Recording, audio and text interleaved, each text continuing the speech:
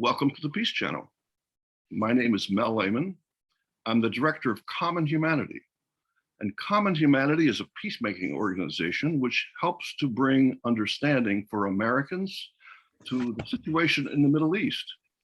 Here behind me is our studio, which shows visually what we try to do. Behind me is an Amish Mennonite American quilt, which represents my heritage. And here on your right are paintings. There's a painting there, corner from Iraq and the Middle East, and we often use art to bring people together. Today, we're talking about a book to help build understanding. We have a very distinguished author with us, Dr. Jonathan Kuttab. Welcome, Dr. Kuttab. Thank you. Dr. Kuttab is co-founder of Nonviolence International and co-founder of the Palestinian human rights group Al-Haq. A well-known international human rights attorney, he has practiced in the US, Palestine, and Israel. He serves on the board of Bethlehem Bible College. Bethlehem Bible College, incidentally, we had a great interview with Reverend Dr. Jack Sara and Mariam Smith a couple of weeks back. Dr. Kuttab is also president of the board of the Holy Land Trust. He is co-founder and board member of the Just Peace Advocates. He was the head of the legal committee negotiating the Cairo Agreement of 1994 between Israel and the PLO. And he's just written a new book, which we will be spending the bulk of our time speaking about, called Beyond the Two-State Solution. Welcome, Dr. Kuttab. Thank you. I'm eager to get to the book, but I thought, I think most of our guests, as we've seen, have been familiar with the Middle East, but let's just take a very short 3 or 4 pictures here, just to move folks from our comfortable North American living rooms, perhaps folks finishing up their lunch. Let's move from this comfort zone to a very painful part of the world. As I've watched the Middle East, it seems to me to be only getting painful in the more painful in the decades that I've been watching. So let's try a couple images here to get us to this place. Give me a second here as I figure out the technology. So far, so good. Dr. Kuttab is director of Friends of Sabeel of North America, a Christian voice for Palestine. And Sabeel means the way in Arabic, as I understand it. I have been to the Middle East, to the Holy Land, Palestine, West Bank, often enough to lose track exactly 6 or 7 times. Here I am several years back outside the Church of the Nativity in Bethlehem, and we sing each Christmas about, oh, little town of Bethlehem. But it's so easy to forget that just a few blocks away is this ugly separation wall. And here I am with this wall which separates families, which separates people from their farm, from their olive trees. And just a few blocks away as well here in Bethlehem is this second view of this separation wall. I have my good friend Dan Hood to thank for these next 2 pictures. Here is a picture of the border of the checkpoint at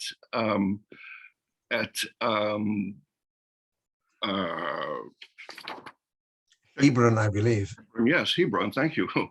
And here are children. These are Palestinian children being escorted to school by, was Christian Peacemaker Team, now it's Community Peacemaker Team personnel through trash and garbage laden passageways because they are prohibited from using the clean paved roadway immediately to their left, which is reserved exclusively for Israelis. Unseen, Israeli border police watched them from a nearby checkpoint. Dr. Kuttab has written a book, and that's the heart of our discussion today, Beyond the Two-State Solution. Welcome, Dr. Kuttab, once again. As I read your book, 2 things stood out to me, and I'd welcome your thoughts about these 2 points. Well, any points you want to make, but what stood out for me, first of all, was that the two-state solution, which has been enshrined in public policy, in basic understanding of the situation, is simply no longer viable. It's simply not possible. And I was struck by a sad irony. According to your book, 700,000 pushing 800,000 settlers, you call the fly in the ointment, have moved into the West Bank. And it struck me as a sad irony that I've always read that as roughly the number of Palestinian refugees who fled in the time of the Nakba in 1948. So what a sad irony that those two numbers are similar. The second thing that struck me was this is a very visionary book. And I don't think you mentioned the word Dr. Martin Luther King, but I almost heard Dr. Martin Luther King saying, I have a dream, I have a vision. And you have a vision that we can move beyond this conflict of 75 years, whatever it is. What gives you faith and hope that this vision that you have can be accomplished? Well, that's an easy question. I think that as a person of faith, not just as a Christian, we believe in the sovereignty of God, that ultimately he is in control. And that is a crazy position to take, I know, but it's one that gives one energy and hope and ability to move when the current situation appears to be so bleak. That is how I would answer that particular question. And you've laid out a number of steps to move beyond the dreaming into the down to earth. What are some of the steps that we might look forward to taking? Well, with your permission, before I get into that, I want to sort of present the case for a new vision. Yes, of course. Because the truth is, I myself have been a strong supporter of the two-state solution for many years. I've worked for it, I've believed in it, I've pushed for it, even before it became what you describe as the bedrock, the traditional wisdom, the accepted paradigm that we all have to work through. It was not easy for me to admit that it is no longer possible. Not because the Palestinian people didn't want it, or the international community didn't believe in it, but because Israel has systematically undermined it at every step in the way. Also, because people fail to understand that the two-state solution has always been a compromise. It's never been the goal. It's never been the ideal. It's never been the thing that everybody wants. It's been what people have to accept in order to bring some kind of resolution to this situation. People don't even want to call it a conflict anymore because it's beyond a conflict. It's a movement that pitted these two ideologies. The idea of a Jewish state. We want a Jewish state, as Jewish as France is French. The Zionist ideal. And the idea of Palestinian Arab nationalism. We are Palestinian Arabs. This is Palestine Arabiya. Palestine is part of the Arab world. And who are these foreigners coming here? So these two movements have been at loggerheads for over a century. And we should never underestimate the seriousness of existential conflict by papering it over with saying, oh, two states, just give those people a state and give those people a state and everything will be fine. Well, it hasn't worked out. With every possible advantage on the one side and with all the support of the entire world on that side, this hasn't worked out. One movement feels it has won, it has gotten all the land. And any compromise it makes is like a concession, giving up something which it believes is rightly belongs to it. So why should they make any compromises? Because they believe it's all theirs. God gave it to them, history, religion, existential need, compensation for the Holocaust, whatever it is, it's theirs. And they've gotten it and they've won. Why should they give up any of it? The other hand, of course, Palestinians are saying, This is ours. What do you mean? You bring in all these people from all over the world that have nothing to do with this place, really. And they're establishing a state at our expense, on our land. Every additional denium of land they take, every additional immigrant they bring in is done at our expense. So here's a sum zero solution, sum zero situation, where the more they have, the less we have. The happier we are, the sadder they are. And we tried to create this compromise of two states following the 67 war, and it hasn't worked out, because the area that was scheduled to be a Palestinian state has been thoroughly pockmarked with ever-expanding Jewish settlements that are exclusively Jewish, that are actually the purest form of Zionism. This is ours and not yours, and it belongs to us and only to us. So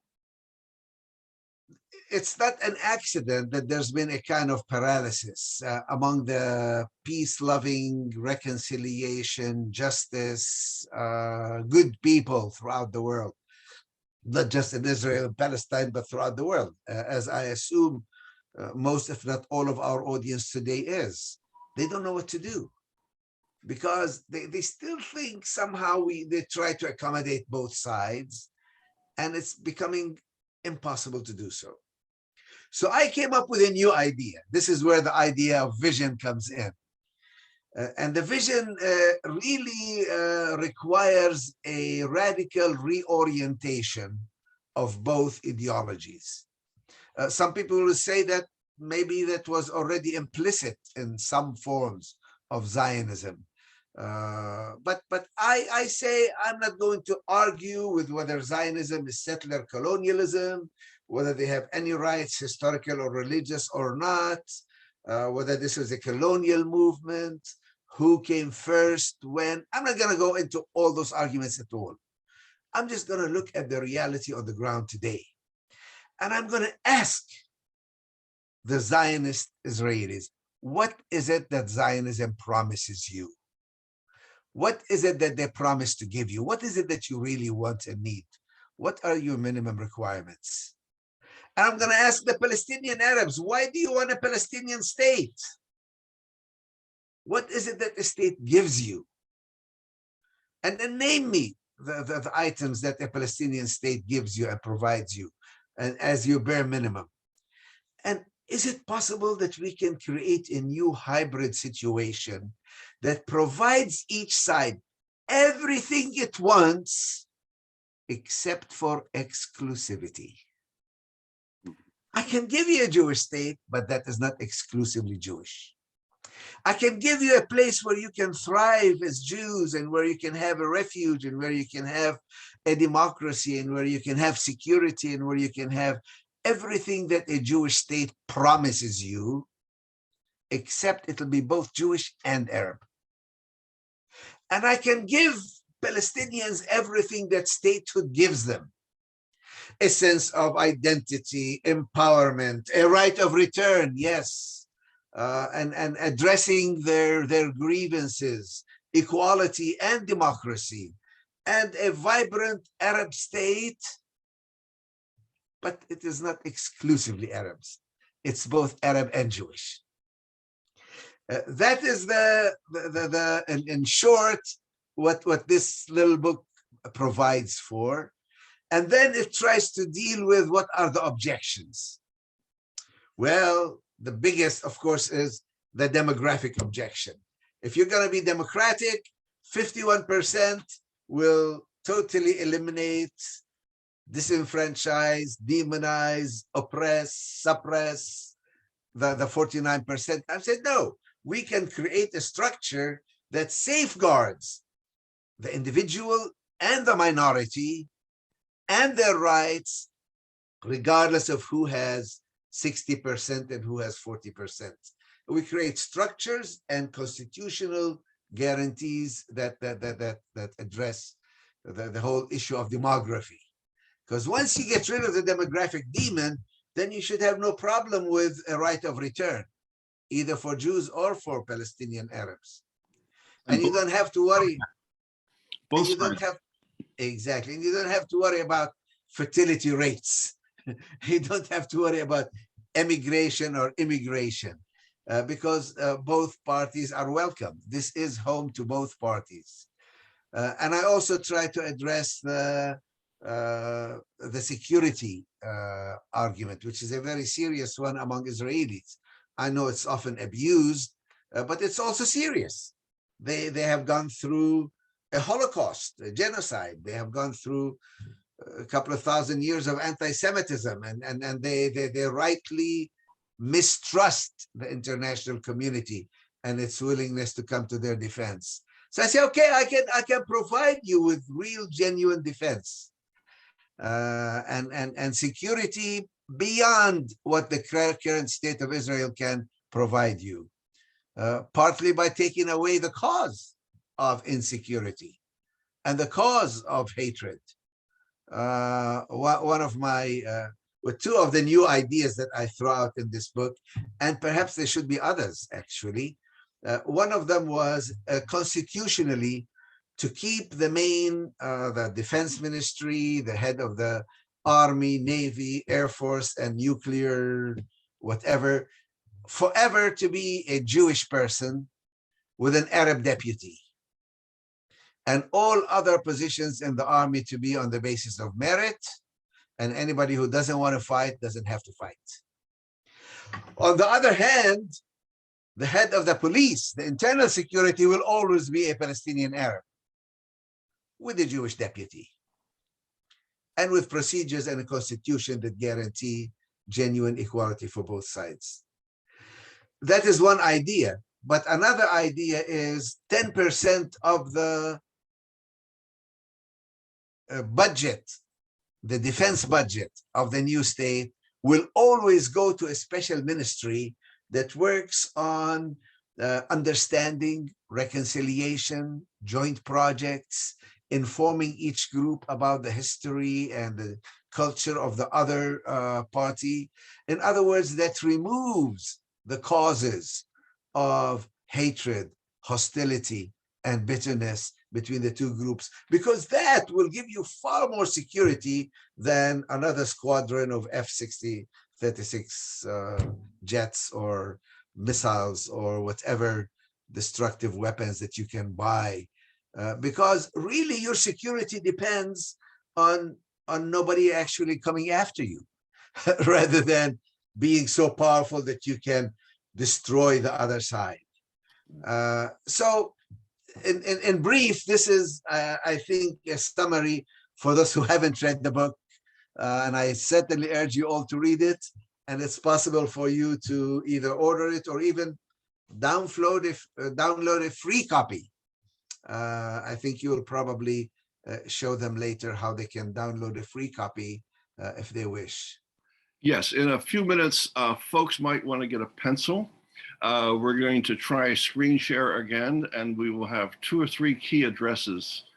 But yes, this is in fact downloadable and very readable, eminently readable. You will definitely spend your time well to read this book. We'll also talk about how you might get in touch with Dr. Kuttab. We have a Q&A here. Folks want to send in a Q&A. I guess the simplest question I would have is, really?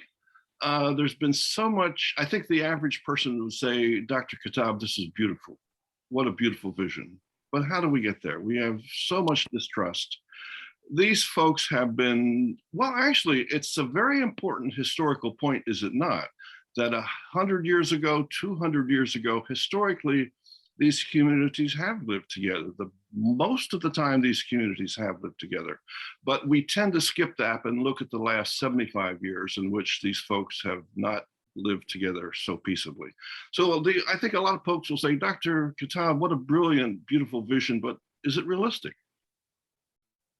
What steps can we take? What are there parliamentary steps? These are two different issues. Is it realistic, and what steps can we take? Realistic, I have to say that anybody who believes in peace in a broken world like ours has to be a bit idealistic. And there's nothing wrong with that. We need to be idealistic. We need to aspire to something better than we have now.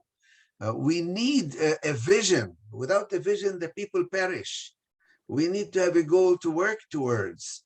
And even in the most peaceful societies, there are problems, and there are people who are racist, who discriminate, people who are corrupt, people who try to subvert the public interest for personal or collective benefit. Yes, we need to be idealistic. We need to fight for, what was it, Ben Franklin said, I give you a democracy if you can keep it. Because to work for democracy is a continuing effort daily for us to aspire to a better world. Now, so yes, it is idealistic.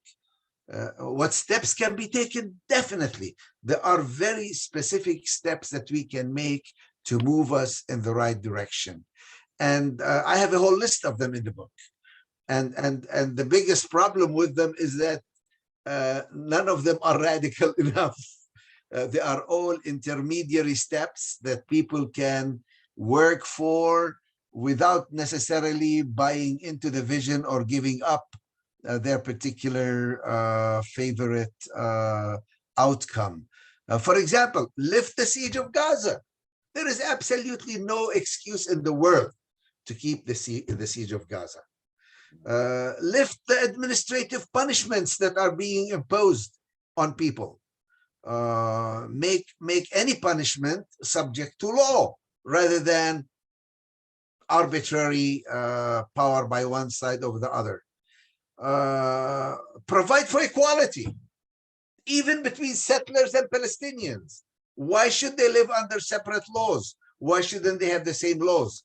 And if they think that the laws that the Palestinians have are terrible, either improve them so that you can live under reasonable laws, or otherwise leave. So to call for equality, to call for ending some of the outrageous practices like midnight arrests of little children and bringing them before military courts. Why? Administrative detentions, putting somebody in jail without telling them why, indefinitely. These things can be done immediately. And for the most part, they really don't contribute anything to Israeli security. They only contribute towards increasing the hatred and the bitterness and the hostility between the two parties.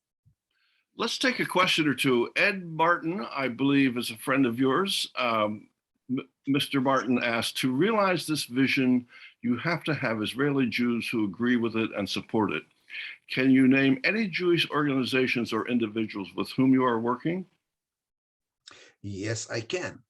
There are some. There is a group of Rabbis for Human Rights. There is the Circle of the Bereaved. There is Breaking the Silence. There is Jeff Halper's one country, two states, one country vision. And these are very few, I admit, and very small groups. But I want to challenge the premise on which the question is based. Namely, that somehow you have to convince the oppressor to give up oppression. Most of the time, people who are privileged don't give up their privileges easily. They have to be forced by internal and external reasons to do it. Mm-hmm. Somebody who's a slave owner is a slave owner. Why should I give up my property? Yeah. Somebody who benefits from apartheid, why should they give up their privileges? A dictator or a regime that believes in supremacy, why should they give up their supremacy privileges if they are not forced or persuaded by elements internal and external to give up? Women's suffrage, why should we give women the vote? Somehow there has to be a struggle, and there has to be some pressure placed on those who are in a privileged position to give up their privilege. They don't give it easily. And it's not a question merely of persuasion, even though I would argue it's ultimately in their best interest. But there has to be some change in the balance of power, I think, before people give up their privileges. Let's take one more question from my friend John Rempel. Do you have evidence that Hamas would take your vision seriously? Yes, I spoke with Hamas people, and they were fascinated. Their question was, why would Israelis ever accept this? We will take it, but why would the Israelis ever accept this? This mistrust of the other is very true. And I think in our situation, the demonization of Hamas has been part of the process. Just like before, the demonization of the PLO prevented any movement towards peace. And people of goodwill had to sometimes risk civil disobedience and risk criminal sanctions by even talking to Yasser Arafat and the PLO. We need some courageous peace people to start talking to Hamas and ask them those questions and find out what is it that it would take to bring them into a new process. We are approaching the half-hour mark, and we try to keep these to a half hour for busy folks. We're having another program in 2 weeks interviewing a Palestinian Egyptian artist, and we're going to see her work and hear about her art. But let's take a little bit of time over here. It's such a great topic, and Dr. Kuttab is such a great speaker. Let's see if we can do screen share. I really would like to get folks to read this book. Let's see if I can get the technology working here.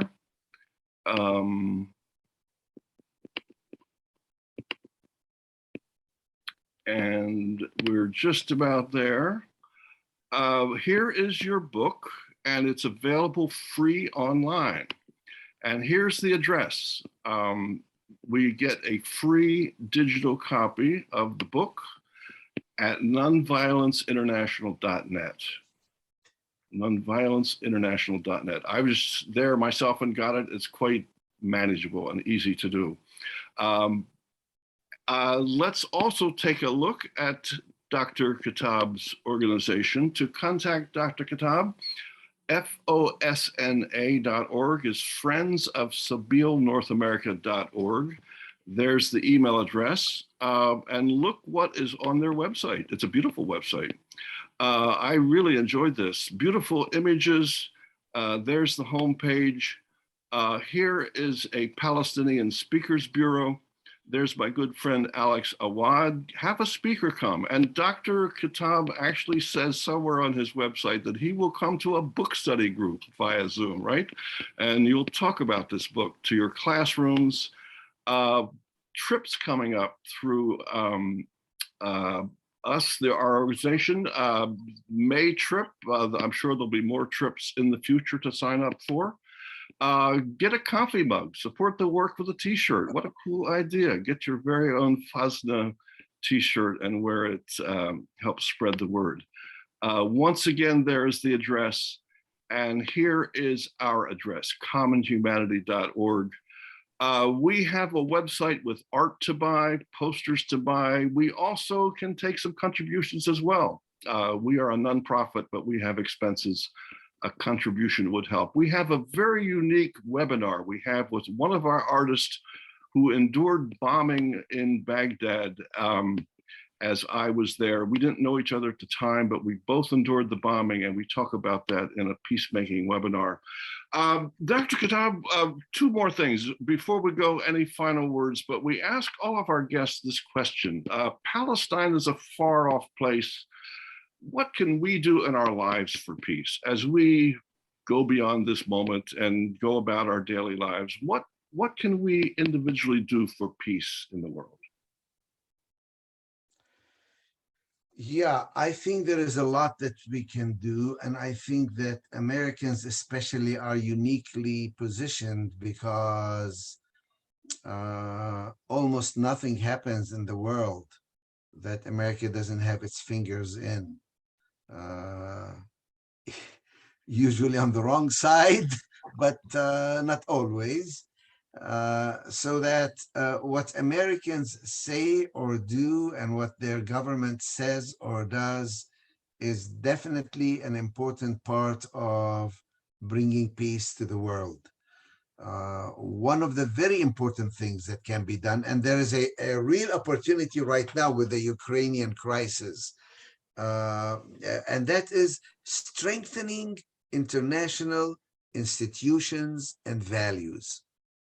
For many years, the United States was at the forefront of supporting the United Nations and its different organs, and for supporting international law, and for supporting a common idea, universal human rights.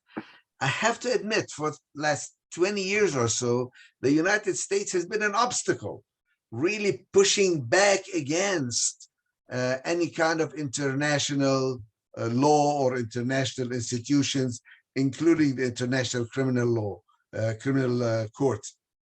Hopefully, with the current Ukraine situation, that may change. And maybe what you can do is lead the change in your community, saying, we need international law. We need universal standards. We need to bring people like Putin in line. We need to have the International Criminal Court revitalized. We need to have universal standards that we are willing to apply to friend and foe alike. Just that concept, the concept of universalism of human rights, as opposed to the concept of particularity. We're different, we're special, we're exceptional, that the rules don't apply to us. Whether you are Israel or the United States, it's a very dangerous principle that should be fought against. Thank you so much. Before we go, anything that I haven't touched on, any final parting words of something we haven't quite got to that you'd like to close with? No, other than to say that in fact we should not give up. We should feel very good about being on the right side of history, or being on the right side of humanity, being on the side of peace. One thing that disturbs me, and I'm thinking of writing about that, is that everybody with the Ukraine situation is thinking we should send more weapons to Ukraine. No, that's the last thing they need. We don't need to escalate and increase the violence, but we do need to think creatively. How do we pressure Russia to be more reasonable, to be more amenable to self-determination, to democracy, to freedom, rather than just rely on military power alone to force its way. I think the takeaway for me that struck me so strongly in your comments was that biblical quote, without a vision, the people perish. We need a vision of peace, and that's as woefully lacking right now. And Dr. Kuttab, you have done a wonderful job of giving us a vision. It's not going to be easy. It's not going to be quick, but you've pointed us in the direction of peace and hope and a vision, and I'm very grateful for that. Thank you very much. Thank you to our audience. Again, our website is commonhumanity.org. In 2 weeks, we will be back with a wonderful young artist from Palestinian Egyptian heritage. She's going to talk about her art, and we're going to hear her views of aesthetics and art in the Middle East. Thank you so much. Have a wonderful rest of the weekend. Dr. Kuttab, great to have you with us. Thank you. God bless. Bye. Thanks to our audience as well. We'll see you back in 2 weeks.